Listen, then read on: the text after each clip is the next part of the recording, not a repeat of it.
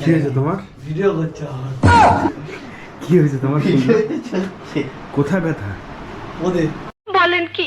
কি এইভাবে গুঁতো খেলে আরে ওপরে কি এই বলটাই কোথায় খেয়েছো?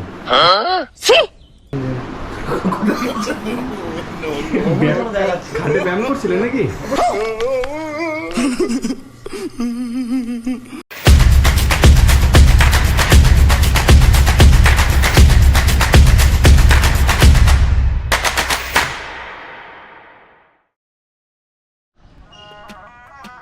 তো হ্যালো বন্ধুরা, স্বাগতম আমার আজকের ব্লগে।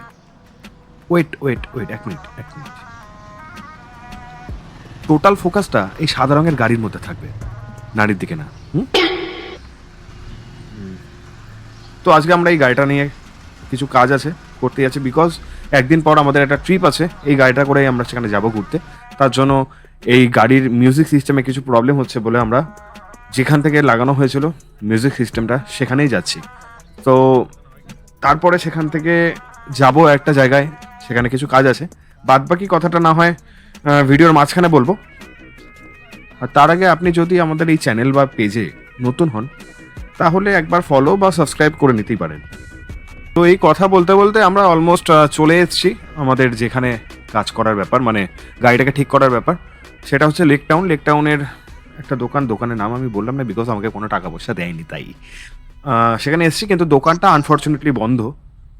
এবার তার জন্য আমার ফ্রেন্ড, মানে রাজু, আমার ভাই বলতে পারো, ছোটো থেকে আমরা একসাথেই বড় হয়েছি, সে এবার দোকানওয়ালার সাথে কথা বলবে ফোন করে। বাদ বাকিটা পরে বলছি। নাকি কি জানি এইটা কার অ্যাক্সেস।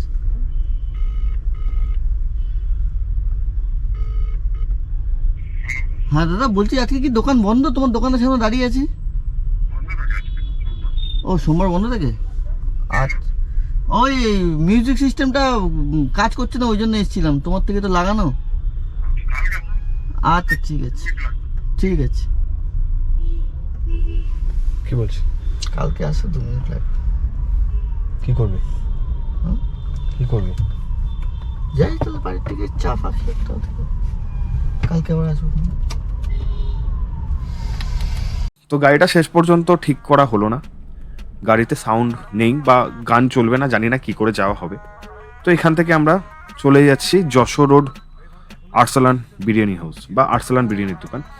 বিকজ 2-3 দিন আগে রাজু একবার গেছিলো সেখানে খাবার খেতে। তো খাবার পরে ক্রেডিট কার্ডে পেমেন্ট করতে গিয়ে পেমেন্টটাকে ফেলড হয়, আর কিন্তু ওর থেকে টাকা ডিডাক্ট হয়ে যায়। তো 2বার করে পেমেন্ট করেছে।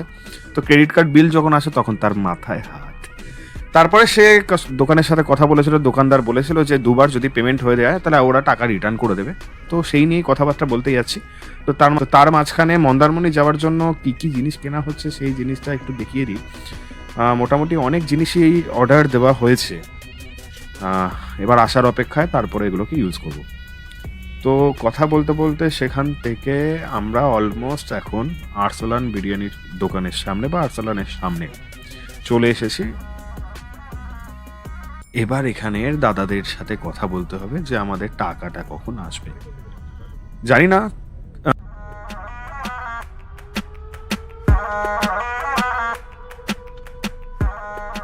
কতক্ষণ কি লাগতো, কিন্তু হাতে ক্যামেরা থাকার জন্য হয়তো তারা তাড়াতাড়ি কথাবার্তা বলে ব্যাপারটাকে সেটেল করে কমপ্লিট হয়ে যায়।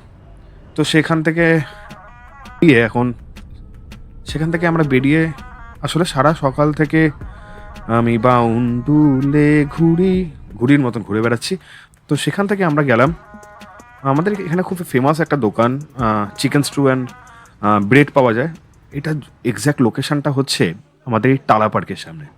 তো সেখানে গিয়ে 1 প্লেট চিকেন স্টু আর ব্রেড অর্ডার দিলাম, বিকজ রাজু খেয়ে এসছে অলরেডি, আর আমি এরকমভাবে ঘুরে বেড়াচ্ছিলাম। যাই হোক, তো চিকেন স্টু আর ব্রেড অর্ডার দেওয়ার পরে সুন্দর করে গোলমরিচের গুঁড়ো, বিট নুন ছিটিয়ে দিদি আমাকে সার্ভ করলো। তারপরে জিনিসটাকে দেখে আমি অ্যাকচুয়ালি ফার্স্ট টাইম এটা ট্রাই করলাম, এর আগে কোনোদিনও দেখিনি। বাড়ির এত সামনে পাওয়া যায় তবুও কোনোদিনও ট্রাই করা হয়নি। অনেক ইউটিউবারদের দেখেছি তারা এখানে এসে ব্লগ করতো, তো আমিও ভাবলাম একদিন খেয়েই নেওয়া যাক। রাজুর হাতে হালকা করে ক্যামেরাটা ধরিয়ে দিয়ে তারপরে পাউরুটিটা ছিঁড়ে যখন মুখে দিলাম, কি খেতে মাইরে ভাল লেগেছে।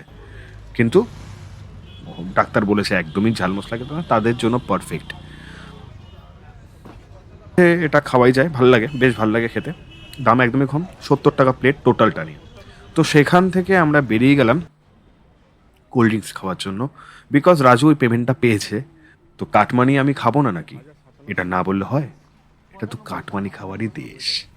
যাই হোক, সেখান থেকে 70 টাকা আরে ওইটার থেকে না, শেয়ার 1000 থেকে যেটা লাভ করেছি তার না, সেটা বুঝলাম।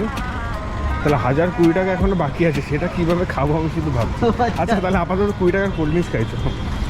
কাটমানি খেয়ে, এই কোল্ড ড্রিঙ্কস খেয়ে আমরা মোটামুটি ওখানে একটা এমন গাছের তলায় আমরা দাঁড়িয়েছিলাম, যেটা এত বড় একটা গাছ।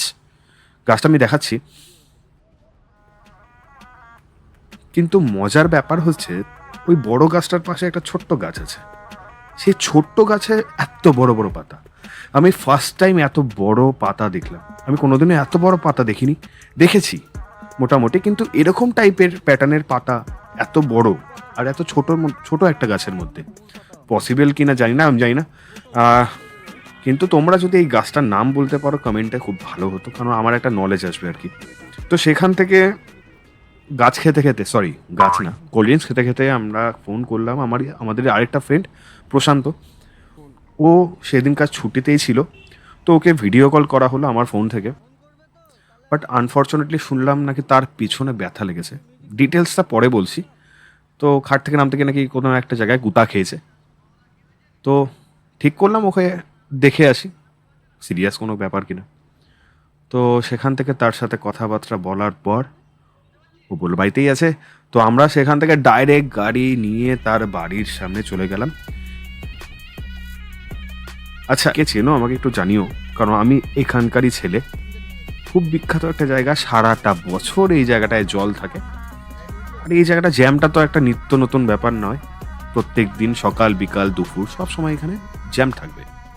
তো সেখান থেকে হালকা করে বেরিয়ে বাঁ দিকে ব্রিজের তলা দিয়ে ঢুকে এগোতে না এগোতেই আমাদের বাড়ি। তো যাই হোক, তো এখান থেকে অনেক বাধা বিপত্তি পেরিয়ে প্ল্যাটফর্মের তলা থেকে সুন্দর করে সুইজারল্যান্ড না, সুন্দর করে এগিয়ে চলে আসলাম আমাদের পাড়ায়।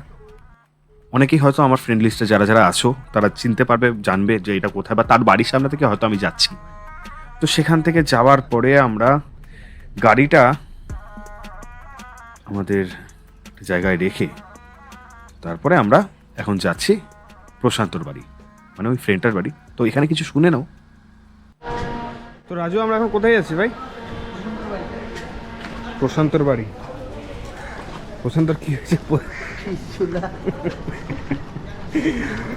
এর খুব বাজে জায়গায়, সেটাই আমরা গিয়ে আজকে হিসাব করবো যে গুঁতোটা পিছনে কি করে লাগলো। মানুষকে পদে লাথি মারলে মানুষের লাগে, তাই না? বা কিছু একটা করলে লাগে। এই সারা ঘাট থেকে নামতে গিয়ে পাছায় কি করে খেলো? হ্যাঁ, কি হয়েছে তোমার? ভিডিও করছো? কি হয়েছে তোমার? কোথায় ব্যথা? ওদের কি এইভাবে গুঁতো খেলে? আরে ওপরে কি এই বলটাই কোথায় খেয়েছো? না না, এরকম কোথায় খেয়েছো?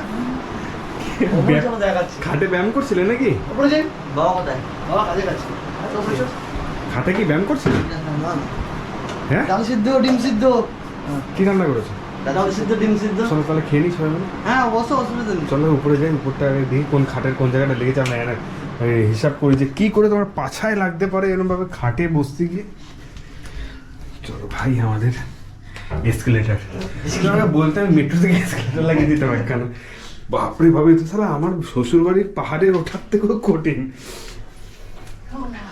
কোথায় লেগেছে ভাই খাটে? ওই কোনা লাগবে না? কোন কোনাটায় লাগিয়েছে? আরে না, এখান থেকে নামতে গেছি, পাঁচ স্লিপ করে পুরো এটাই কোনো দিন লাগবে না। দেখতো আরে লেগেছে। আমি একটু, তুই হিসাব করে দেখতো। আরে মানে এবার নামতে গেছি, এমন তো না খাট প্রচুর উঁচু, মানে এরকম করে নামতে গিয়ে যে পা দিয়ে এরকম জায়গাটা তো, আরে এরকম করে পড়তে হবে তাহলে। যেখানে ব্যথা হয় দেখে তার চারপাশে ব্যথা থাকে, মানে ওইখানে লেগেছে, তার মানে ফুটোয় লাগেনি ব্যথাটা।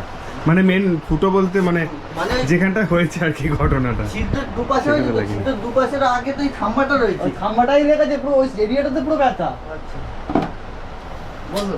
হ্যাঁ, তো এখন তুমি কি খাটেও বুঝতে পারছো না সব নাকি? পয়সা সমাধান হয়ে গেছে। একটা অজানা গাছের সন্ধান পেলাম যার পাতাগুলো বিশাল, মানে আমার থেকেও বিশাল আর কি।